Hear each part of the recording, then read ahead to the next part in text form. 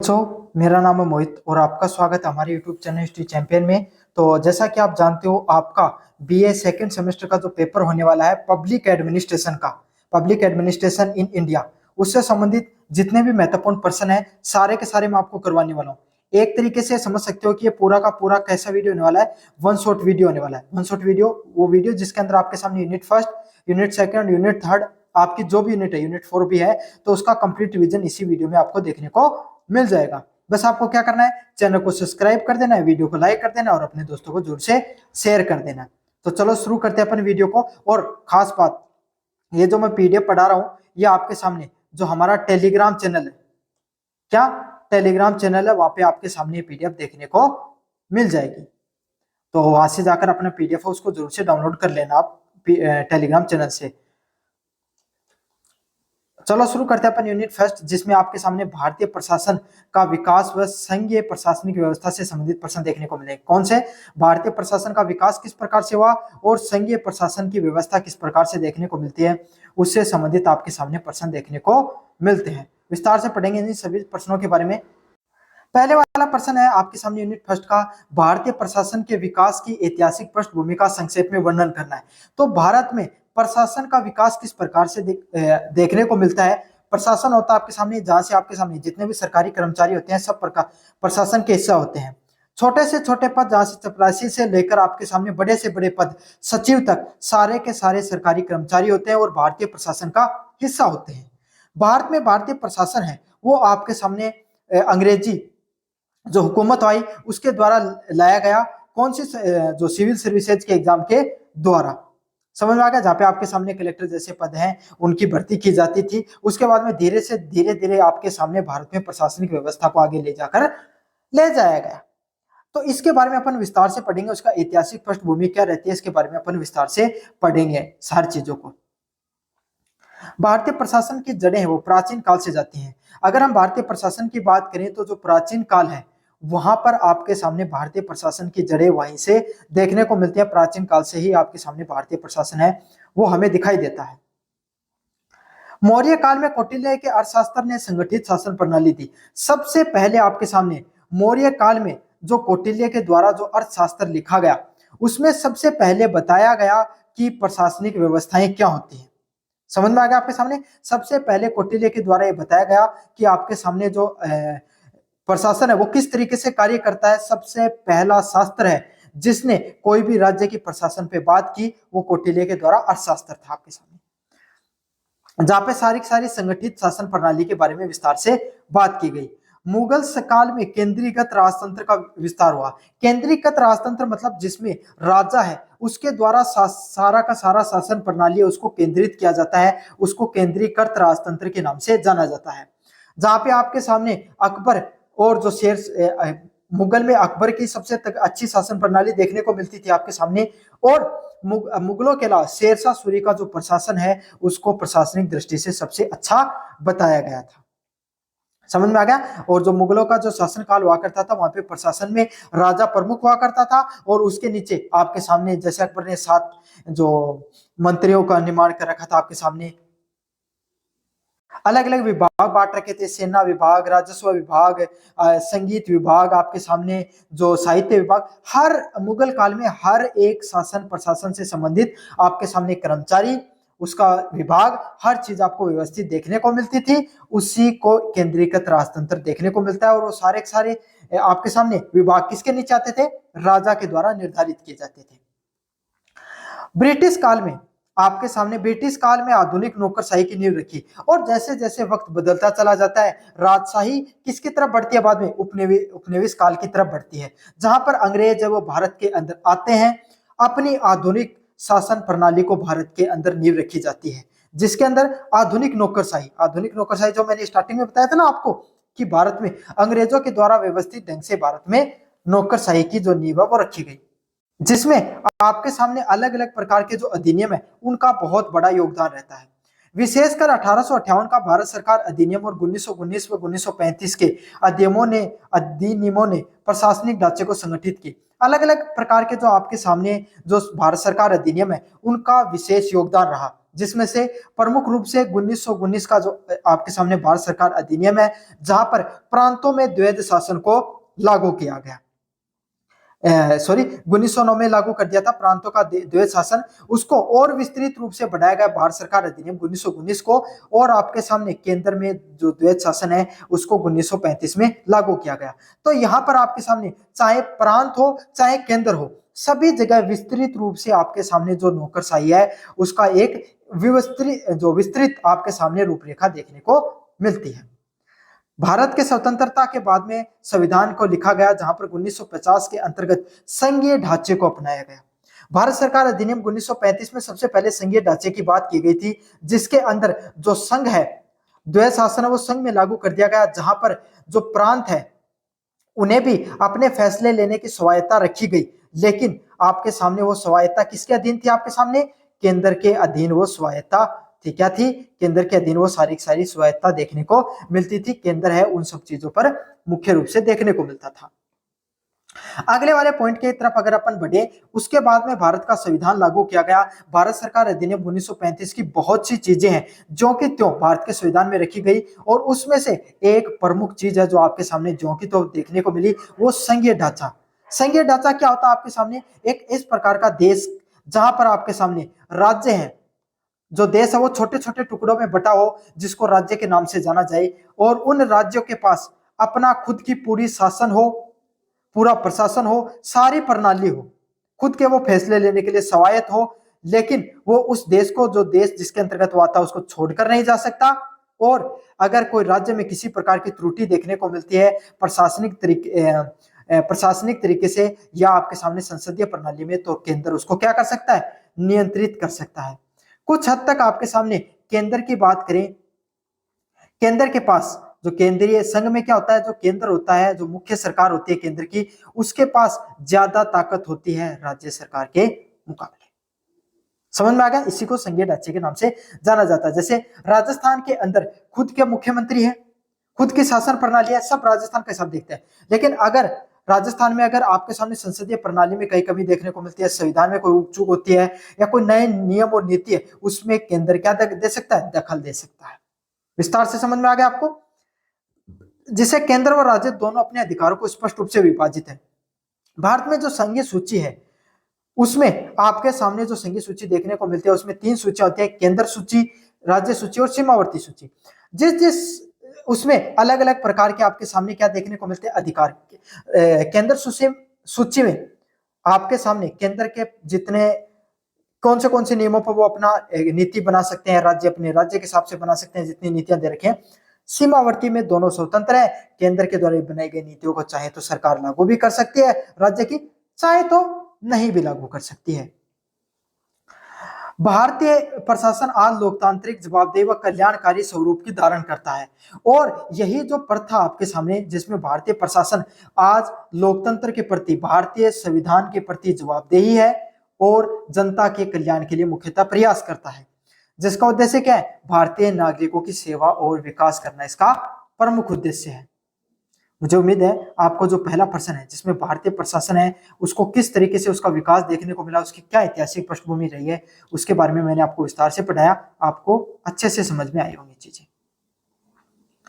अगले वाला प्रश्न है, भारत के राष्ट्रपति के पद, शक्तियों व भूमिकाओं की व्याख्या कीजिए। तो भारत का जो राष्ट्रपति है उसका पद के बारे में बताना है। आपके सामने संवैधानिक दृष्टिकोण से देखें तो सबसे ताकतवर पद कौन सा है? राष्ट्रपति का ही पद है। उसकी क्या शक्तियां हैं, उसकी क्या भूमिकाएं हैं राष्ट्रपति की भारत में, उसके अपन विस्तार से देखेंगे। विस्तार आपको व्याख्या करने का प्रश्न है। भारत में राष्ट्रपति को भारत के कौन से संविधान के अनुच्छेद में उनका उल्लेख किया गया है? अनुच्छेद नंबर 12 में। सबसे पहले अनुच्छेद नंबर 12 में यह चीज कही गई कि भारत का एक राष्ट्रपति होगा और वो भारत जो संघ है उसका मुखिया होगा। जैसे आपके परिवार के मुखिया आपके पिताजी हैं, आपके दादाजी हैं, आपकी दादी हैं, आपकी माता है, जो भी है परिवार के मुखिया, उसी तरीके से इस राष्ट्र का मुखिया किसको घोषित किया गया? राष्ट्रपति को घोषित किया गया। और ये बात कहां कही गई? अनुच्छेद नंबर 52 में बात कही गई। राष्ट्रपति का चुनाव अप्रत्यक्ष रूप से होता है। भारत में राष्ट्रपति का चुनाव कैसे देखने को मिलता है? आप थोड़ी वोट करने जाते हो, आपने तो क्या क्या एमएलए चुनकर भेजा है, एमएलए चुने, एमपी चुने, उन वो चुनाव क्या करते हैं, उन्हीं के आधार पे राष्ट्रपति के वो चुनाव करते हैं अप्रत्यक्ष निर्वाचन मंडल जिसमें जाना जाता है, जहां पे विधानसभा और आपके सामने जो सांसद है और जो आपके सामने जो लोकसभा राज्यसभा के मेंबर राष्ट्रपति का चुनाव करते हैं। इसको अप्रत्यक्ष निर्वाचन के नाम से जाना जाता है। उनके प्रमुख अधिकारों में विधायी पालिका, कार्यपालिका, न्यायपालिका व कूटनीतिक व आपातकालीन शक्तियां शामिल है। अगर हम विस्तार से चीजों को समझने का प्रयास करें, अगर राष्ट्रपति के प्रमुख अधिकारों की जो अधिकार है उनकी बात करें, जिसमें विधायी पालिका जो विधायिका है, जिसमें आपके सामने लोकसभा राज्यसभा से संबंधित कार्यों के वो मुखिया भी होते हैं। भाई मुखिया भी नहीं होते हैं तो कम से कम नीतियों का निर्माण करने में उनका भी बहुत बड़ा योगदान होता है। भारतीय संसदीय प्रणाली के 3 हिस्से मुख्यतः माने जाते हैं, जिसमें सबसे छोटी प्रणाली लोकसभा, फिर उससे ऊंचा स्तर राज्यसभा का और फिर राष्ट्रपति का आपके सामने स्तर देखने को मिलता है। कार्यपालिका, कार्यपालिका आपके सामने जितनी भी जो प्रशासनिक दृष्टिकोण से कहीं त्रुटि देखने को मिलती है, खास करके राज्य सरकार में, अगर राज्य सरकार का प्रशासनिक जो प्रणाली है अगर उसमें कहीं किसी प्रकार का वो फेल होता है तो राष्ट्रपति शासन लग सकता है। तो काफी हद तक प्रशासनिक दृष्टि से कार्यपालिका के अधिकार भी किसके पास होते हैं, राष्ट्रपति के पास होते हैं। न्यायिक अधिकारों की बात करें, आपके सामने कोई भी व्यक्ति को क्षमा दान देने की, सजा कम करने की, और अगर कोई कानून बनाना है उसमें आपके सामने जो न्यायालय का मुख्य न्यायाधीश है वो उनकी मदद करता है, और भारत का मुख्य न्यायाधीश होता है सुप्रीम कोर्ट को, उसके चुनाव में भी किसका योगदान रहता है, राष्ट्रपति का प्रमुख योगदान रहता है। अगर हम और विस्तार से अध्ययन करने की कोशिश करें चीजों को, तो कूटनीतिक व आपातकालीन शक्तियां भी किसके पास रहती हैं, भारत के राष्ट्रपति के पास आपातकालीन व कूटनीतिक शक्तियां भी देखने को मिलती हैं। राष्ट्रपति संसद का हिस्सा है और लोकसभा को भंग कर सकते हैं। अगर भारत में राष्ट्रपति की बात करें तो वो भारतीय संसदीय प्रणाली का क्या है, एक बहुत अभिन्न हिस्सा है। अगर आप बहुत विस्तार से अध्ययन करते हो तो आपको लगता है कि राष्ट्रपति का उतना बड़ा योगदान नहीं है, लेकिन जब आप बहुत गहराई में अगर जाओगे अगर आप, तो आपको पता चलता है राष्ट्रपति वो हिस्सा है, अगर राष्ट्रपति चाहे तो वो बहुत कुछ कर सकते हैं, लेकिन होता ऐसा नहीं है, क्योंकि काफी बार सरकार ही उनको चुनाव करती है, जो लोकसभा में होती है, जो सत्ता पक्ष उनका चुनाव करती है, तो वो काफी हद तक उस चीज से बंधे होते हैं। लेकिन अगर वो चाहे तो कोई भी बिल है उसको रोक सकते हैं, आपके सामने अगर लोकसभा को भंग कर सकते हैं, और कोई नीति निर्माण में उसमें आपके सामने जो प्रधानमंत्री उससे सवाल कर सकते हैं। तो उनका प्रशासनिक दृष्टिकोण से भी बहुत बड़ा योगदान रह सकता है, लेकिन वो सत्ता पक्ष के द्वारा चुनाव किया जाता है, उनका बहुत बड़ा योगदान होता है उनके चुनाव में, तो वो काफी हद तक बंद कर रह जाते हैं।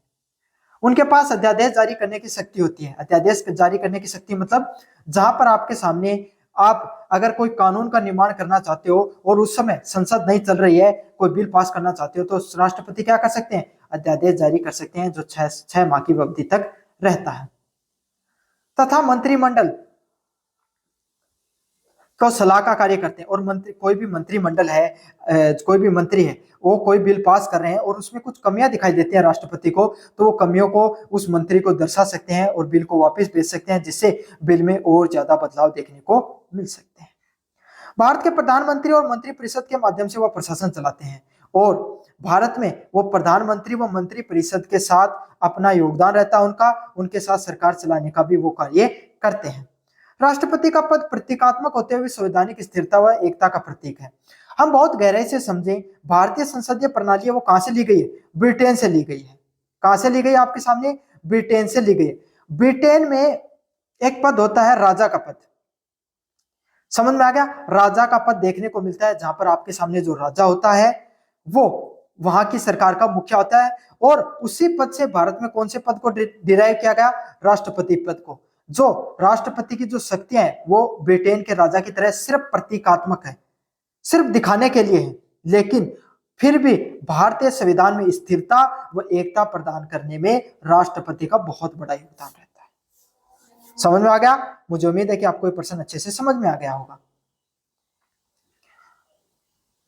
अगले वाले प्रश्नों की तरफ बढ़े। प्रधानमंत्री कार्यालय पीएमओ तथा मंत्रिमंडल सचिवालय कैबिनेट सेक्रेटरीट के संगठन व कार्य की विवेचना कीजिए। तो आपको क्या बताना है, प्रधानमंत्री के जो कार्यालय है पीएमओ, मंत्रिमंडल सचिवालय है, कैबिनेट सेक्रेटरीट के क्या क्या कार्य होते हैं, और उस संगठनिक कार्यों के बारे में आपको विवेचना करनी है, विस्तार से बताना है। विस्तार से पढ़ेंगे अपन हर चीज को। प्रधानमंत्री कार्यालय पीएमओ प्रधानमंत्री के नीति निर्माण में, निर्माण समन्वय में और सामाजिक निगरानी में सहायता प्रदान करते हैं। क्या देखने को मिलता है आपके सामने, प्रधानमंत्री का जो कार्यालय है, पीएमओ का जो कार्यालय होता है, जहां पर प्रधानमंत्री खुद बैठते हैं, उनका मंत्रिमंडल क्या होता है आपके सामने, मंत्रियों का वो दल जो उनके सबसे ज्यादा करीब होते हैं, जैसे गृह मंत्री, रक्षा मंत्री, वित्त मंत्री, आपके सामने स्वास्थ्य मंत्री, ये कुछ वो मंत्री होते हैं। भाई मंत्रिमंडल तो बहुत बड़ा होता है आपके सामने, है ना, जिसमें आपके सामने कैबिनेट मंत्री होते हैं, फिर राज्य मंत्री होते हैं, अलग अलग प्रकार के 3 प्रकार के मंत्री देखने को मिलते हैं। लेकिन उस मंत्रिमंडल में आपके सामने जो कैबिनेट मंत्री होते हैं वो उनके सबसे करीब होते हैं। समझ में आ गया, जो जिसमें बड़े बड़े पद आते हैं, गृह मंत्री, रक्षा मंत्री, आपके सामने स्वास्थ्य मंत्री, वित्त मंत्री, जो बड़े पद होते हैं, कानून मंत्री, ये कुछ वो क्या होते हैं आपके सामने, प्रधानमंत्री कार्यालय सीधे पीएमओ को क्या करते हैं, अपनी बात को रखने का कार्य करते हैं। अगले वाला पॉइंट है, प्रधानमंत्री को नीति निर्माण करना, निर्णय समन्वय करना और प्रशासनिक निगरानी में सहायता प्रदान करता है। तो यहाँ पर आपके सामने जो पीएमओ होता है, प्राइम मिनिस्टर की जो ऑफिस होती है, वहां पर जितने भी जो नियम कायदे जो बनते हैं, जैसे आपके सामने सर्जिकल स्ट्राइक करनी थी, तो ऐसा थोड़ी है कि वो सीधा संसद में चीज बताएंगे, तब तो सामने वाले को पता चल जाएगा। तब इस प्रकार के जो महत्वपूर्ण फैसले होते हैं, जीएसटी का फैसला, नोटबंदी का फैसला, इस प्रकार के जो महत्वपूर्ण फैसले हुए हैं वो कहां पर किए जाते हैं, पीएमओ ऑफिस में किए जाते हैं, जहां पर निर्णय समन्वय और प्रशासनिक निगरानी में भी सहायता मिलती है। जहां पर क्या होता है भाई, एक सेंटर ऑफिस की तरह हो गई, जहां पर सारे के सारे मंत्री आकर अपने विभाग से संबंधित चीजों को बता सकते हैं। अगर कोई कमी दिखाई दे रही है तो वो पीएमओ क्या कर सकता है, वहां पर इंटरफेयर कर सकता है वहां के अधिकारी, और एक दूसरे जो मंत्रालय है उनमें जो गैप देखने को मिलता है उसको वो कवर कर सकते हैं। अगले वाला पॉइंट आपके सामने, इसमें प्रधान सचिव सलाहकार व विभिन्न अनुभाग होते हुए जो शासन की विभिन्न सूचनाओं को संकलित करते हैं। वहां पर क्या किया जाता है आपके सामने, जो प्रधान सचिव है, जो मुख्य सचिव आयुक्त होते हैं, जो मुख्य सचिव होते हैं आपके सामने, प्रधानमंत्री के जिन्हें सलाहकार भी बोला जाता है, जो क्या करते हैं आपके सामने, प्रधानमंत्री को मुख्य सूचनाओं देने का कार्य करते हैं। भाई कौन से विभाग में क्या कमियां हैं, किन किन चीजों पर हमें काम करना चाहिए। मंत्रिमंडल सचिवालय कैबिनेट के बैठकों का आयोजन करते हैं। जहां पे आपके सामने जो कैबिनेट जो सचिवालय होता है, वहां पे कैबिनेट के जो बैठक होते हैं उनका आयोजन भी किया जाता है। सॉरी, मंत्रिमंडल का जो सचिवालय होता है वहां पर कैबिनेट की जो सबसे मैंने मुख्य अधिकारी मंत्री बताए ना, उनकी बैठकों का वहां पर आयोजन किया जाता है। नीतियों का एक जगह इकट्ठा व समन्वय किया जाता है और विभिन्न मंत्रालयों के बीच में तालमेल को सुनिश्चित किया जाता है। अलग अलग प्रकार के जो मंत्रालय उनके बीच में तालमेल है उसको रखा जाता है। इनका प्रमुख कैबिनेट कौन होता है, इनका प्रमुख कैबिनेट सचिव होता है, जो भारत सरकार का वरिष्ठतम अधिकारी होता है। जो क्या होता है आपके सामने, भारत सरकार का जो सबसे वरिष्ठ अधिकारी कौन होता है, कैबिनेट सचिव को भारत सरकार का प्रमुख अधिकारी के रूप में जाना जाता है। 2 संस्थाएं मिलकर केंद्र सरकार की नीति निर्माण प्रक्रिया को प्रभावी व संगठित रूप बनाने का कार्य करते हैं। तो आपके सामने, जहां पर आपके सामने जो पीएमओ और मंत्रिमंडल जो सचिवालय होता है, जहाँ पे पीएमओ पे प्रधानमंत्री के सामने पीएमओ ऑफिस होती है, वहां पे प्रधानमंत्री खुद बैठते हैं और उन्हें कोई नीति का निर्माण करना है, किसी मंत्री से मिलना है, कोई निर्णय लेना है, कोई बहुत बड़ी मीटिंग, एकदम सीक्रेट मीटिंग जो आप कहीं पर नहीं कर सकते हो, जिसके लीक होने खतरा, एकदम आपके सामने बिल्कुल सिगरेट रखनी है, उसको आपके सामने प्रधानमंत्री कार्यालय में रखा जाता है। मंत्रिमंडल सचिवालय वहां पर होता है जहां पर सभी मंत्री, अगर वहां पे मंत्रिमंडल की सबसे पहले तो बैठक होती है, कोई मंत्रियों में अगर तालमेल नहीं बैठ रहा तो वहां पर बैठ के कर सकते हो। कैबिनेट सचिव वहां पर बैठता है, जो भारत सरकार का सबसे बड़ा अधिकारी होता है। ये दोनों संस्थाएं आपके सामने पीएमओ और आपके सामने मंत्रिमंडल सचिवालय क्या करते हैं, मुख्य फैसले लेने का कार्य करती हैं। भारत में जितनी भी नीतियां होती हैं उसका निर्माण करने में सहायक होती हैं दोनों के दोनों मंत्रालय। समझ में आ गया आपको विस्तार से। अगले वाला पॉइंट आपके सामने, भारत में लोक उपक्रमों डिपार्टमेंट, जो यूनिट नंबर 2 है, जिसमें आपके सामने अपन देखेंगे लोक उपक्रम, बजट व संसदीय नियंत्रण से संबंधित जितने भी प्रश्न होते हैं उसको विस्तार से पढ़ेंगे अपन। बहुत ज्यादा महत्वपूर्ण वीडियो आपके सामने। अगर आपको अलग से वीडियो देख रहे हो यूनिट नंबर सेकंड का, तो चैनल को जोर से सब्सक्राइब कर देना। अगर आप वन शॉट देख रहे हो तो भी चैनल को सब्सक्राइब कर देना, अपने दोस्तों को जोर से शेयर कर देना। वीडियो को जैसे लाइक करोगे, नीचे आपके सामने हाइप वाला बटन दिखाई देगा, हाइप वाले बटन को टक दे दबा देना आपको, ताकि और बच्चों तक आपके सामने वीडियो है वो शेयर हो सके। और ये पीडीएफ आपको टेलीग्राम चैनल पे मिल जाएगी, टेलीग्राम चैनल का लिंक डिस्क्रिप्शन में दे रहा हूं, वहां पर जाकर आपके सामने वीडियो को जरूर से, जो पीडीएफ उसको जरूर से पढ़ लेना। अब बढ़ते हैं अगले वाले प्रश्न की तरफ। यूनिट नंबर सेकंड का सबसे महत्वपूर्ण प्रश्न है, भारत में लोक उपक्रमों डिपार्टमेंटल कॉर्पोरेशन कंपनी के प्रमुख प्रकारों की तुलना कीजिए। तो भारत में जो अलग अलग प्रकार के विभाग दिखाई देते हैं, जहाँ पे लोक उपक्रम होते हैं, डिपार्टमेंट हो गई, कंपनियों के जो प्रमुख प्रकार होते हैं, विभागीय उपक्रम व जो सार्वजनिक निगम होते हैं, उसके बारे में अपन विस्तार से पढ़ेंगे कि इनका क्या क्या योगदान है भारतीय प्रशासनिक प्रणाली के अंदर। अलग अलग प्रकार के 3 सामाजिक उपक्रम देखने को मिलते हैं, विभागीय दृष्टिकोण, उपक्रम व जो सार्वजनिक निगम है और सरकारी कंपनियां देखने को मिलती हैं। अब अपन इसके बारे में विस्तार से अध्ययन करेंगे हर चीज को। सबसे पहले अपन बात करें, विभागीय उपक्रम के सीधे मंत्रालय से नियंत्रण में होते हैं, जैसे डाक विभाग। विभागीय उपक्रम क्या होते हैं, जो सीधे मंत्रालय द्वारा संभाले जाते हैं। समझ में आ गया? डाक विभाग है वो आपके सामने जो टेलीकॉम कम्युनिकेशन का जो मिनिस्ट्री है उसके अंतर्गत आता है आपके सामने। इसमें सरकारी नियंत्रण और बजटीय निर्भरता अधिक होती है। इस प्रकार के विभाग जो सीधे के सीधे मंत्रालय द्वारा, भारत सरकार के जो अलग अलग प्रकार के मंत्रालय हैं उनके द्वारा नियंत्रित किए जाते हैं, उसको क्या कहा जाता है? विभागीय उपक्रम कहा जाता है। और उनका सारी की सारी चीजें सरकार के द्वारा नियंत्रित होती हैं और बजट पर उनकी मुख्यता निर्भर करती है। जितनी ज्यादा बजट मिलेगा उतनी ज्यादा उनको प्रोग्रेस देखने को मिलती है। ये अलग अलग प्रकार के सरकारी विभाग हैं एक तरीके से। अगले वाला है सार्वजनिक निगम। कौन सा है? सार्वजनिक निगम संसद के अधिनियम से स्थापित होते हैं, जैसे एलआईसी व एयर इंडिया।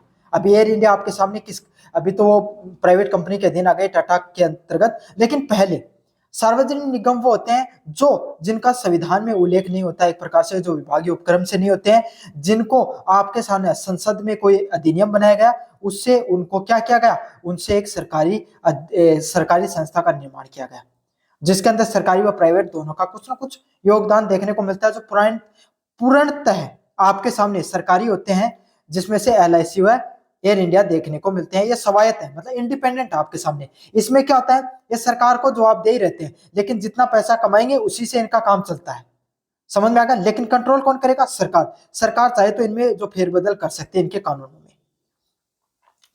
अगले वाली कौन सी कंपनियां हैं? सरकारी कंपनियां, जो कंपनी अधिनियम के अंतर्गत पंजीकृत है, जो भारत सरकार कंपनी अधिनियम है उसके अंतर्गत जिनको पंजीकृत किया गया है, जैसे आपके सामने एनटीपीसी, बीएसएनएल जैसी जो सरकार के अधिनियम, जिसमें 51% से अधिक कोई भी प्रकार की संस्था जिसमें सरकार की 51% से अधिक जो कोई क्या देखने को मिलती है आपके सामने? हिस्सेदारी देखने को मिलती है। बाकी चाहे प्राइवेट हो और कोई व्यक्ति उसमें अपना इन्वेस्टमेंट कर सकता है, लेकिन 51% मतलब मुख्य अधिकार किसके पास होगा? सरकार के पास ही देखने को मिलता है। जिसमें से अब आपके सामने तीनों उपक्रमों को समझ लिया। एक बार फिर से रिवीजन करवा देता हूं आपका। सबसे पहला है सार्वजनिक निगम। सार्वजनिक निगम में आपके सामने वो होते हैं जो संसद में कोई अधिनियम के द्वारा जिन जो संस्थाओं को आपके सामने स्थापित किया जाता है, जैसे एयर इंडिया हो गई, एलआईसी हो गई, ये पूर्णतः इंडिपेंडेंट रहते हैं, खुद कमाई करेंगे, खुद पैसा कमाएंगे और इसी हिसाब से इनकी जो व्यवस्था है वो चलती है। लेकिन जवाबदेही किसकी होती है? सरकार के प्रति जवाबदेही होते हैं। अगले वाले आपके सामने जो देखने को मिलते हैं वो कौन से होते हैं? विभागीय उपक्रम, जैसे डाक विभाग आपके सामने किस किस पे होते हैं? आपके सामने डायरेक्ट आपके सामने इस मंत्रालय द्वारा नियंत्रित होते हैं। इन पे बजट है वो सरकार निर्धारित करती है, सरकार का पूर्णतः नियंत्रण देखने को मिलता है। अगले वाली सरकारी कंपनियां, जिसपे सरकार व प्राइवेट जो लोग होते हैं दोनों का अधिकार होता है, जिसमें 51% से अधिक सरकार की हिस्सेदारी देखने को मिलती है, बाकी प्राइवेट लोगों की भी हिस्सेदारी देखने को मिल सकती है। समझ में आ गया? मुझे उम्मीद आपको अच्छे से चीजें समझ में आ गई होंगी इस प्रश्न से संबंधित। 5 नंबर प्रश्न की बात करें, भारत में बजट की अवधारणा, निर्माण, पारित व क्रियान्वयन की जो प्रक्रिया है उसके बारे में विस्तार से बताइए। भारत में बजट की वार्षिक आय व्यय योजना है। भारत में बजट क्या है? भारत में बजट एक प्रकार से एक प्रकार से जैसे अपने घर में क्या करते हो, आप एक डायरी बनाते हो जिसमें आप लिखते हो कि कितना पैसा मैंने खर्च किया, कितना पैसा मेरे द्वारा बचाया गया। तो यही चीज देखने को मिलती है बजट, जिसमें आपके सामने क्या देखने को मिलता है कि कितना सरकार के पास पैसा आया है, कितना वो खर्च करेगी अपनी एक साल के अंदर, उसी को क्या दिया, नाम दिया गया, बजट के नाम से दिया जाता है। समझ में आ गया। भारत में यह वित्त मंत्रालय के द्वारा तैयार किया जाता है। भारत में जो बजट होता है वो कौन सा मंत्रालय के अंतर्गत आता है, वित्त मंत्रालय के अंतर्गत आता है। इसमें वित्त मंत्रालय के द्वारा सारी की सारी चीजें तैयार की जाती है। भारत के वित्त मंत्री कौन है, आपको एक कमेंट बॉक्स में जरूर से बताना है। पहले चरण में मंत्रालय अपनी अपनी मांगे तैयार करते हैं। मतलब शुरुआती दौर क्या आता है, जिसमें आपके सामने वित्त मंत्रालय होता है, वो सभी मंत्रालयों को कहता है कि भाई आपकी क्या क्या जरूरतें हैं। स्वास्थ्य मंत्रालय को अगले एक साल में कौन सी परियोजनाओं पे कार्य करना है, सड़क मंत्रालय जो आपके सामने सड़क परिवहन मंत्रालय को किस पे करना है, संचार विभाग को किस पे करना है, अलग जितने मंत्रालय आपके सामने सबसे पूछता है कि भाई आपको कौन सी अगले एक साल में परियोजनाओं को लागू करना है, कहाँ कहाँ पर आपको पैसा खर्च करना है। इन सब मांगों को तय किया जाता है, जिसे वित्त मंत्रालय एकीकृत करके सामान्य बजट बनाता है। जहां पर क्या होता है, मैं पूरी प्रोसेस समझाता हूँ। सारा का सारा मांगे किसके पास आती हैं भाई, जैसे आपके सामने जिन्होंने बता दिया 500 करोड़ रुपया कह दिया भाई स्वास्थ्य पे खर्च होगा, 400 करोड़ रुपया आपके सामने शिक्षा पे खर्च होगा, आपके 1000 करोड़ आपके सामने, मान लीजिए आपके सामने रक्षा पे खर्च होगा, एक उदाहरण के लिए समझ लो। तो इस प्रकार के अनुशंसा आ गई। फिर वित्त मंत्रालय उनको देखता है कि कौन सी चीजें बहुत ज्यादा जरूरी है, कहां पर अपन कटौती कर सकते हैं। तो जो चीजें सबसे ज्यादा जरूरी होती हैं, जो बजट में फिट बैठ सकती हैं, उन सब चीजों को के लिए क्या कर दिया जाता है, बजट का निर्माण कर दिया जाता है। बाकी की चीजों को आगे के वर्षों के लिए रख दिया जाता है। समझ में आ गया ना आपको अच्छे से, ये प्रक्रिया होती है। यह राष्ट्रपति की अनुशंसा पर संसद में प्रस्तुत किया जाता है, जिसमें क्या होता है, राष्ट्रपति से क्या आपके सामने अनुमति होती है, राष्ट्रपति उसको देखता है, राष्ट्रपति की अनुशंसा से आपके सामने संसद में पेश किया जाता है। लोकसभा में वित्त विधेयक और अनुदान मांगे पारित की जाती है। और लोकसभा में क्या होता है, वित्त विधेयक पेश किया जाता है और अनुदान, भाई इतना इतना पैसा है, हम भारत के सरकारी खजाने से इतना इतना पैसा है, वो क्या करेंगे, खर्च करने वाले हैं। फिर राज्यसभा केवल सलाह देता है और राष्ट्रपति की स्वीकृति से बजट लागू हो जाता है। सबसे पहले लोकसभा से वित्त विधेयक है उससे पैसा मांगा जाता है। आपको पता है वित्त विधेयक होता है, उस पर राज्यसभा को कोई मतलब नहीं, 15 दिन में उसको पास करना होता है, उस पर एक नाम मात्र की कार्रवाई होती है। राज्यसभा से पास होता है, राष्ट्रपति से पहले सलाह ले ली जाती है और राष्ट्रपति उस पर अंत में साइन कर देता है, वो उसे लौटा नहीं सकता। तो राष्ट्रपति उसको लागू कर देता है और राष्ट्रपति की स्वीकृति से क्या हो जाता है, बजट लागू हो जाता है। इसके बाद में नियंत्रण और महालेखा परीक्षक के खर्च की जांच करता है। बाद में आपके सामने नियंत्रण और महालेखा जो परीक्षक है के कंट्रोल एंड ऑडिटर जनरल है, वो कहां कहां पर पैसा खर्च हो रहा है उसकी प्रकार की क्या करता है, जांच करता है। क्यों भाई, कोई एक ऐसी संस्था भी चाहिए जो कहां पर पैसा खर्च हो रहा है, सरकारी खर्च क्या वो सही जगह हो रहा है, उसका सही जगह यूज हो रहा है या नहीं हो रहा है, इन सब चीजों की जांच करने का कार्य कौन करता है, नियंत्रण व महालेखा परीक्षक है, वो इन सब चीजों की जांच करता है। इस प्रकार का बजट योजना नियंत्रण व जवाबदेही का उपकरण है। और इस प्रकार से जो बजट होता है, कौन सी योजना है, जैसे सड़क, आपके गांव में सड़क बननी है, प्रधानमंत्री ग्रामीण सड़क योजना के तहत अगर मान ली सड़क बननी है, तो उसका पैसा आएगा, तो वो बजट में होता है भाई, वो पैसा उस जो योजना है उसमें पैसा डाला जाता है। तो अब वो पहले से तय होता है कि एक साल में अपन भाई 50,000 सड़कें बनाएंगे, उसके लिए 500 करोड़ रुपए अपन खर्च करेंगे। एक उदाहरण बता रहा हूँ, बहुत छोटी अमाउंट है, 500 करोड़ 5,000 करोड़ के आसपास लग जाता है इतना। लेकिन मान लो आप इतना रुपए अपन क्या करेंगे, खर्च करेंगे उनपे। तो वो आपके सामने वो पहले से योजना तैयार रहती है, उसी हिसाब से अलग अलग ग्राम पंचायतों पर पैसा दिया जाता है, नीचेतर स्तर तक पैसा पहुंचाया जाता है। इस बजट की क्या फायदे होते हैं, एक तो पूरे साल ये पता चल जाता है कि भैया हमारा कितना पूरे देश का खर्च होने वाला है, कितना हमारे पास पैसा आएगा। साथ के साथ पैसे पर नियंत्रण भी रहता है भाई, पैसा ऐसे नहीं कि हर कोई दिशा में कभी कहीं पर खर्च हो रहा है, कभी कहीं पर खर्च हो रहा है, कोई व्यवस्थित तरीका नहीं। साथ के साथ एक जवाबदेही भी है, जनता है, कैग है, न्यायालय है, वो क्या कर सकते हैं आपके सामने जो सरकार है उससे एक जवाबदेही ले सकते हैं कि आपने इतना बजट इस विभाग को अलॉट किया था, वो कहां पर खर्च होया, हमें इस बारे में विस्तृत रूप से जानकारी दीजिए। तो सरकार है उसके प्रति जवाबदेही भी रहता है, वित्त मंत्रालय वो इन सब चीजों के प्रति जवाबदेही भी रहता है। अगले वाला पॉइंट आपके सामने, संसद की लोक लेखा समिति पीएससी में अनुमान समिति व लोक उपक्रम समिति के कार्यों का उल्लेख कीजिए। तो संसद की जो लोक लेखा समिति है, पीएससी है, उसमें अनुमान समिति और लोक उपक्रम समिति के कार्यों के बारे में विस्तार से बताना है। काफी ज्यादा महत्वपूर्ण प्रश्न है, विस्तार से समझेंगे इनको। संसदीय समिति सरकार के वित्तीय कार्यों पर नियंत्रण करते हैं। तो लोक लेखा समिति आपके सामने, इसका कार्य क्या है, ये पूरा अकाउंट्स का, भाई जो बजट पेश हुआ वो कहाँ पर खर्च हुआ, कहाँ पर खर्च होना चाहिए था, सही से हुआ है या नहीं हुआ है, सभी प्रकार की जो चीजें होती हैं उसका जो वित्तीय से संबंधित, पैसे से संबंधित जितनी भी चीजें होती हैं उस पर सभी चीजों को नियंत्रित करने का, उन्हीं सब चीजों पर ध्यान रखने का कार्य करती है। जिसमें पहला आपके सामने, सबसे पहले आपके सामने बात करें अपन, विस्तार से देखें। पहला पॉइंट है लोक लेखा समिति। पहली जो समिति कौन सी है, लोक लेखा समिति। CAG, control and auditor general, जो आपके सामने क्या बोला जाता है, उसकी रिपोर्ट की जांच करती है। भाई जो रिपोर्ट वो देगी, कितना पैसा यहाँ पर खर्च हुआ है, इतना पैसा सही से हुआ है, गलत से हुआ है, सारी चीजों की रिपोर्ट की जांच करती है और ये सुनिश्चित करती है कि सार्वजनिक धन का उपयोग है वो सही से हुआ है या नहीं हुआ है। तो भारत में बजट जो लागू किया जाता है उसका सही से उपयोग होता है या नहीं होता है, इन सब चीजों की जांच करने के लिए भी क्या अलग अलग प्रकार की समितियों का निर्माण किया जाता है। जिसमें पहली समिति है संसदीय समिति होती है। ये संसद के द्वारा, जो उसमें मंत्री हो गए, विपक्ष के भी और पक्ष के दोनों प्रकार के आपके सामने मंत्री देखने को मिलते हैं।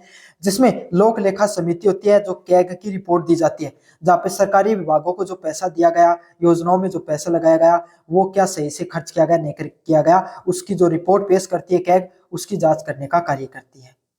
अगले वाला पॉइंट है, यह सुनिश्चित भी करती है कि सार्वजनिक धन है जो सरकार के द्वारा जो बजट का अलॉट किया गया वो सही से प्रयोग हुआ है या नहीं हुआ है। समझ में आ गया। अगले प्रकार की समिति है अनुमान समिति। अनुमान समिति क्या होती है, एस्टिमेट कमिटी, सरकारी नीतियों और व्यय का दक्षता का मूल्यांकन करती है। मतलब कहाँ कहाँ पर जो सरकार की जो नीतियां हैं उस पर कितना कितना पैसा और खर्च हो सकता है, कहाँ कहाँ पर खर्च हो सकता है, इस प्रकार की जो सारी चीजें हैं उनको आपके सामने व्यवस्थित ढंग से समझने का प्रयास कौन सी करती है, अनुमान समिति करती है। नाम से पता चल गया, सरकार की नीतियों पर कितना कितना आगे आने वाले समय में कितना पैसा खर्च हो सकता है, कितना पैसा कहाँ कहाँ से आएगा, इन सब चीजों को एस्टिमेट करने का काम कौन करती है, एस्टिमेट कमेटी करती है। अगले वाला है लोक उपक्रम समिति, कमिटी ऑन पब्लिक अंडरटेकिंग। सार्वजनिक उपकरण की कार्य प्रणाली, लाभ प्रदाता व जवाबदेही को परीक्षण करती है।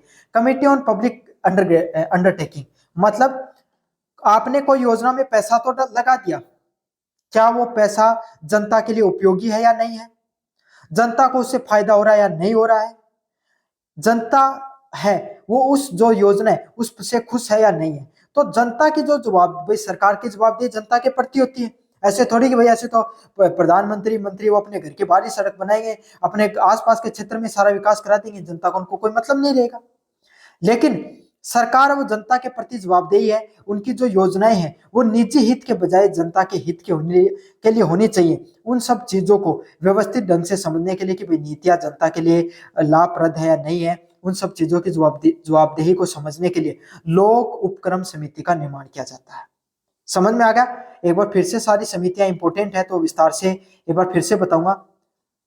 सबसे पहले लोक लेखा समिति, लोक लेखा समिति क्या करती है, कैग के द्वारा, भारत का कंट्रोल एंड ऑडिटर जनरल होता है, मतलब वो क्या करता है, जैसे आपके सामने जो हॉस्पिटल है उसमें 50 करोड़ रुपए का बजट आया तो सही से जांच हुआ या नहीं हुआ, तो उसके जो कैग के जो अधिकारी होते हैं वो जांच करते हैं। इसी प्रकार से वो क्या करेंगे, सारे के सारे विभागों की जांच करते हैं और उससे रिपोर्ट बनाते हैं कि भाई इतना इतना पैसा दिया गया आपने, जैसे नरेगा में मान लो, वो सही जगह लगा या नहीं लगा है।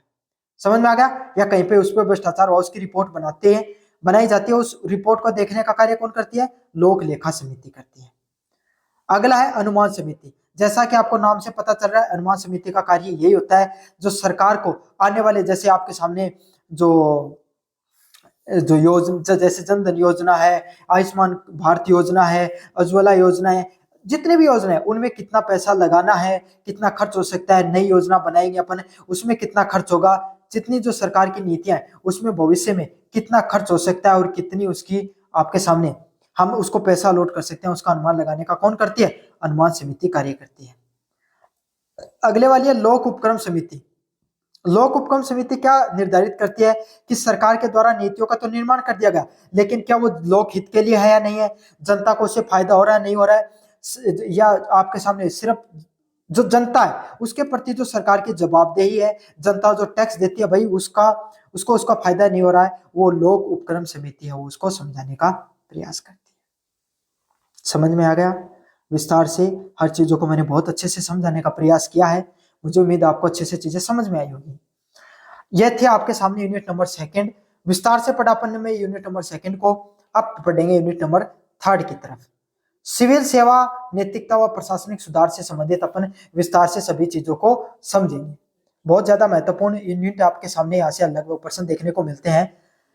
इस यूनिट से आपके सामने जितने भी इंपॉर्टेंट क्वेश्चन होंगे सभी कराऊंगा। अगर आप यूनिट थर्ड का स्पेशल वीडियो देख रहे हो तो आपके सामने अन्य यूनिट फर्स्ट और सेकंड है, डिस्प्ले लिस्ट का लिंक डिस्क्रिप्शन में दे रखा है, वहां से जाकर पढ़ लेना। चैनल को अगर अभी तक सब्सक्राइब नहीं किया है तो कब करोगे सब्सक्राइब? कर दो सब्सक्राइब, वीडियो को लाइक कर दो, और जैसे वीडियो लाइक करोगे नीचे आपके सामने हाइप वाला बटन दिखाई देगा, उस हाइप वाले बटन पर भी क्या कर देना है, क्लिक कर देना है, ताकि ज्यादा से ज्यादा बच्चों को चीजें शेयर हो। ये जो मैं आपको पीडीएफ पढ़ा रहा हूँ ये हमारे टेलीग्राम चैनल पे मिल जाएगी, टेलीग्राम चैनल का लिंक डिस्क्रिप्शन में दे रखा है, वहां से जाओ और जाकर पढ़ लो। अब यूनिट नंबर थर्ड की बात करें, जहां पे भारतीय सिविल सेवा की भूमिका और प्रशासन में उसके जो महत्व के बारे में अपन विस्तार से पढ़ेंगे कि भारत में जो सिविल सेवा है उसकी क्या भूमिका रहती है और प्रशासन में उसका क्या महत्व रहता है, उसके बारे में अपन विस्तार से पढ़ने वाले हैं। काफी ज्यादा महत्वपूर्ण ये प्रश्न होने वाला है। भारतीय सिविल सेवा समझते हो ना आप, आईएएस आईपीएस अधिकारी होते हैं, आईएफएस जो अधिकारी होते हैं उनको भारतीय सिविल सेवा के प्रशासनिक अधिकारियों के रूप में जाना जाता है। भारतीय सिविल सेवा शासन का मेरुदंड है। मेरुदंड मतलब स्तंभ है एक तरीके से। भारत में जितने भी प्रशासनिक दृष्टिकोण है, भाई ज्यादा दूर मत जाओ, आप सीधा आपने एक नाम सुना होगा, आप तुम के कलेक्टर है, मारवाड़ी में है ना, तो आपने सुना होगा कि तुम क्या कलेक्टर हो, ये सुना होगा ना। ये इसी का अर्थ ये होता है कि जिले का जो सबसे प्रमुख अधिकारी होता है वो कौन होता है, कलेक्टर होता है। इसलिए अपन एक प्रकार का टोंट मारने के लिए भी इस चीज का यूज करते हैं कि भाई तुम क्या कलेक्टर हो यहाँ के। समझ में आ गया? तो इस प्रकार से आपके सामने इसी इसी बात से आप ये समझ सकते हो कि कितना बड़ा महत्व है भारतीय सिविल सेवा का भारतीय प्रशासनिक व्यवस्थाओं में। इनका कार्य अलग अलग प्रकार की भारत सरकार में नीतियों निर्माण में होता है, क्रियान्वयन व जन सेवा के हर स्तर में सक्रिय भूमिका निभाते हैं।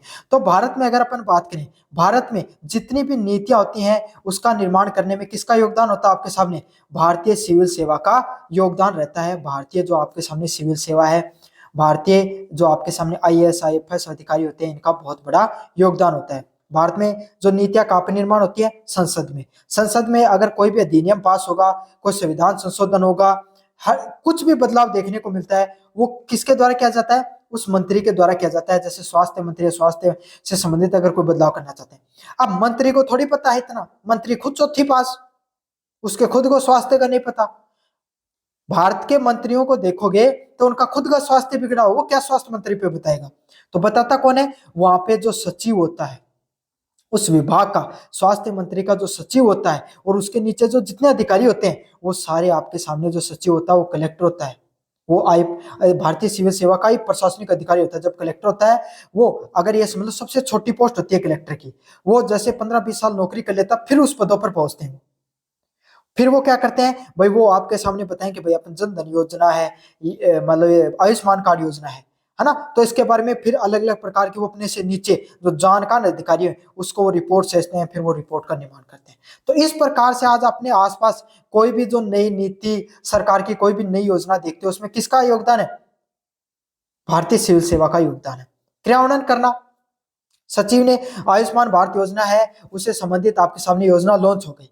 अब योजना लॉन्च हो गई तो प्रधानमंत्री थोड़ी घर घर जाकर आपके सामने आयुष्मान कार्ड योजना को लागू करने का कार्य करेंगे, या आपके सामने जो 5 किलो गेहूं बढ़ता आपके सामने जो योजना है, इसमें क्या प्रधानमंत्री थोड़ी गेहूं बांटेंगे? कौन बांटता आपके सामने? डीलर बांटेगा।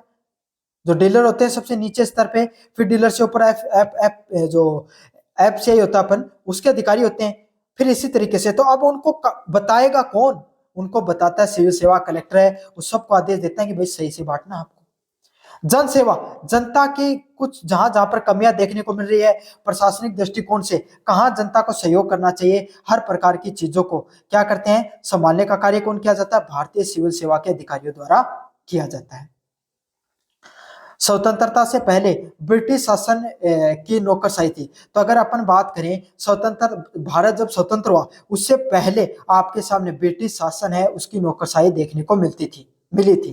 पर स्वतंत्र भारत ने इसे विकास मुखी और कल्याणकारी प्रशासन का माध्यम बनाया। लेकिन जैसे जैसे वक्त बदलता चला गया स्वतंत्र भारत में आपके सामने इसे और ज्यादा लोक कल्याणकारी प्रशासन और विकास उन्मुखी बनाएगा। अंग्रेजों ने सबसे पहले भारत में जो कर है उसको कलेक्ट करने के लिए किसका निर्माण किया गया, भारतीय सिविल सेवा का निर्माण किया गया। इसलिए तो कलेक्टर बोला जाता था उन्हें, समझ रहे हो ना, क्योंकि वो कर को कलेक्ट करते थे। फिर उसके बाद में उनका और विस्तार हुआ, वो न्याय से संबंधित चीजों को भी देख लेते थे, कर भी नियंत्रित कर लेते थे, हर प्रकार के आपके सामने क्या था, उनको अधिकार था। लेकिन बाद में अलग कर दिया भाई, न्याय को अलग कर दिया और आपके सामने कर को वाणिज्य को अलग कर दिया, सार्वजनिक चीजों को भी संभाल लेते थे। इन सब चीजों को फिर धीरे धीरे अलग कर दिया गया। और जब भारत आपके सामने विकास क्या होता है, आजाद होता है स्वतंत्र भारत में, इन जो आपके सामने जो ये विभाग होते हैं इनको और ज्यादा जनता के लिए प्रशासनिक दृष्टि से विभागों को मजबूत बनाया जा सके, जनता का और ज्यादा विकास हो सके, जनता का और ज्यादा कल्याण हो सके, इसके लिए इन सब विभागों का निर्माण किया गया। आईएएस, आईपीएस और अन्य सिविल प्रशासनिक आर्थिक व विधिक कार्यों का संचालन करते हैं। भारत में बात करें आपके सामने आईएएस, आईपीएस व अन्य जो प्रशासनिक अधिकारी हैं वो क्या करते हैं, आपके सामने आर्थिक व विधिक कार्यों का संचालन करने का कार्य करते हैं। इनका उद्देश्य नीतियों को धरातल पर लागू करने का था। इनका उद्देश्य क्या होता है, आपके सामने जितनी भी जो नीतियां होती हैं उनको धरातल पे लागू करने का कार्य है। जो भी कोई योजना सरकार के द्वारा लागू की जाती है, कोई भी प्रशासन की दृष्टि से कोई भी नई नीति है, कोई कानून है, उसका निर्माण हो रहा है, उसको जमीनी स्तर पे लागू करने का कार्य किसका होता है, आपके सामने प्रशासनिक अधिकारियों का आता है। इन्हीं सेवा के अधिकारी होते हैं, यही आपके सामने नीचे के उनके अधिकारी होते हैं, उनको संभालने का कार्य करते हैं। कानून व्यवस्था सही से रहे और नागरिकों की शिकायतों का समाधान करना। भाई कहीं पे भ्रष्टाचार तो नहीं देखने को मिल रहा प्रशासन में, प्रशासन के अधिकारी है वो न्यायपूर्ण कार्य तो नहीं कर रहे हैं, कहीं पर पक्षपात तो नहीं देखने को मिल रहा है। सभी चीजों की जो शिकायतें होती है जनता को उन कल्याण किया जाए, उन सब चीजों का समाधान करने का कार्य कौन करते हैं, आपके सामने सिविल सेवा के अधिकारी वो इस चीज का कार्य करने का कार्य करते हैं। सिविल सेवा लोकहित, निष्पक्ष व उत्तरदायित्व की भावना का प्रतीक है। भारत में अगर विस्तार से अपन अध्ययन करें, सिविल सेवा है वो जनता की, लोकहित की, लोगों को निष्पक्ष काम मिले, उत्तरदायित्व की भावना का प्रतीक है कि लोगों के प्रति जो सिविल सेवा है, सिविल सेवा के अधिकारी हैं वो जनता के लिए, लोकहित के लिए कार्य करें, निष्पक्ष कार्य करें और उत्तरदायित्व कार्य करें। इस प्रकार की भावना को बढ़ाने के लिए इस प्रकार की जो आपके सामने जो संस्थाएं हैं उसका निर्माण किया गया है। समझ में आ गया आपको अच्छे से? अगले वाले पॉइंट का अपन विस्तार से पढ़ें। लोक प्रशासन में तटस्थता, गुमनामी व प्रशासन नैतिकता की व्याख्या कीजिए। तो जो लोक प्रशासन होता है उसमें जो तटस्थता देखने को मिलती है, गुमनामी व प्रशासन की नैतिकता के बारे में आपको बताना है। मतलब अगर आप सरकार के अधिकार, इस प्रश्न से आप क्या समझोगे, अगर आप सरकारी कर्मचारी बनते हो तो आपको किस प्रकार से सरकारी कर्मचारी बन के रहना है, एक सरकारी कर्मचारी, सरकारी अधिकारी के क्या क्या नियम होने चाहिए, क्या क्या नैतिकता होनी चाहिए। समझ में आ गया? सारे नियमों को समझोगे, बहुत महत्वपूर्ण प्रश्न है, जनरल नॉलेज का भी अच्छा प्रश्न है। सबसे पहले अगर आप एक लोक प्रशासन सरकारी कर्मचारी हो तो आप कैसे होने चाहिए, तटस्थ होने चाहिए। मतलब तटस्थ का अर्थ होता है अधिकारी राजनीतिक प्रभाव से मुक्त होना चाहिए। काफी अधिकारियों को आपने नहीं सुनते हो भाई, ये तो बीजेपी का एजेंट है, ये तो कांग्रेस का एजेंट है, या आपके सामने समाजवादी पार्टी का है, या आपके सामने आम आदमी पार्टी का अधिकारी है। सुना होगा ना आपने सुना होगा कि भाई वो कहते हैं, ये जो नेता काफी बार आरोप लगाते हैं कि ये जो अधिकारी है ये हमारी सुनते नहीं है, तो बीजेपी की सुनते हैं, तो कांग्रेस की सुनते हैं। सुना होगा। इस प्रकार की भावना नहीं होनी चाहिए। अगर आप एक अधिकारी बनते हो, एक निष्पक्ष अधिकारी बनो, जो किसी भी पार्टी से, किसी राजनीतिक विचारधारा से, आप रखो अपनी राजनीतिक विचारधारा, राजनीतिक पार्टी से जुड़ाव, लेकिन जितने दिन कार्य करो, जिस दिन आप उस पद पे स्थापित हो, जिस दिन आप पद पे कार्य करो, आपकी राजनीतिक विचारधारा, आपकी राजनीतिक पहचान कहीं पर आपके सामने आपके कार्यों में नहीं दर्शनी चाहिए, उनको नहीं दिखाई देना चाहिए। तो आपको सबसे पहला चीज ये करना है, आपको राजनीति से प्रभाव से मुक्त होकर निष्पक्ष रूप से क्या करना है, कार्य करना है। अगले वाला पॉइंट है गुमनामी। गुमनामी क्या होगा? गुमनामी से अर्थ है निर्णयों की जिम्मेदारी मंत्रियों की होती है, न कि अधिकारियों की। अधिकारी पर्दे के पीछे रहकर नीति का क्रियान्वयन करते हैं। एक बहुत अच्छा पक्ष भी आपको देखने को मिलता है, सरकारी जो कर्मचारी होते हैं, सरकारी कर्मचारियों को बहुत अच्छी हाइप देखने को मिलती है आपके सामने समाज के अंदर। लेकिन सरकारी अधिकारी होते हैं ना, उनका काम सिर्फ यही है कि वो जो नेता होते हैं ना, जो मंत्री होते हैं, उनको समझाएं, उनको सलाह दें। अधिकारियों को काम सिर्फ जो नेता होते हैं उनको सलाह देने का होता है। बाकी जो कोई भी नीति का निर्माण करना है ना, कोई कानून को लागू करना, उसका निर्णय लेने का अधिकार कौन होता है? मंत्री का अधिकार होता है। उसके पीछे जितने भी अधिकारी होते हैं ना, उनका कोई कार्य नहीं है, वो सिर्फ नीतियों का निर्माण कर सकते हैं। वो नीतियों को बनाएंगे, लेकिन जनता के सामने रखने का, जनता के सामने पेश करने का, वो लागू करेंगे नहीं करेंगे, किस तरीके से करेंगे, ये सब जिम्मेदारी किसकी होती है आपके सामने? मंत्रियों की होती है। समझ में आ गई? तो गुमनामी के अभी अगला पॉइंट होता है। अगले वाला पॉइंट है प्रशासनिक नैतिकता। कोई भी अधिकारी है वो ईमानदारी, एक तो ईमानदार होना चाहिए, सबसे जरूरी पॉइंट तो यही है। कोई भी प्रशासनिक अगर आप अधिकारी बनते हो तो आप भ्रष्टाचार से आपको मुक्त होना चाहिए। ईमानदारी युक्त आपके सामने क्या होने चाहिए? आप प्रशासनिक अधिकारी होने चाहिए। अगले वाला पॉइंट है आप अपना कार्य किस प्रकार से करो? निष्ठा से कार्य करो। आप अपना पूरा मन लगाकर अपना कार्य करो। आपको जो काम सौंपा जाए उसमें जनता हित के लिए कार्य करो। जनता का किस प्रकार से विकास होना चाहिए, इस चीज के हिसाब से कार्य करो, ना कि स्वयं के विकास को योगदान दो। पारदर्शी, एकदम आपके सामने ट्रांसपेरेंट।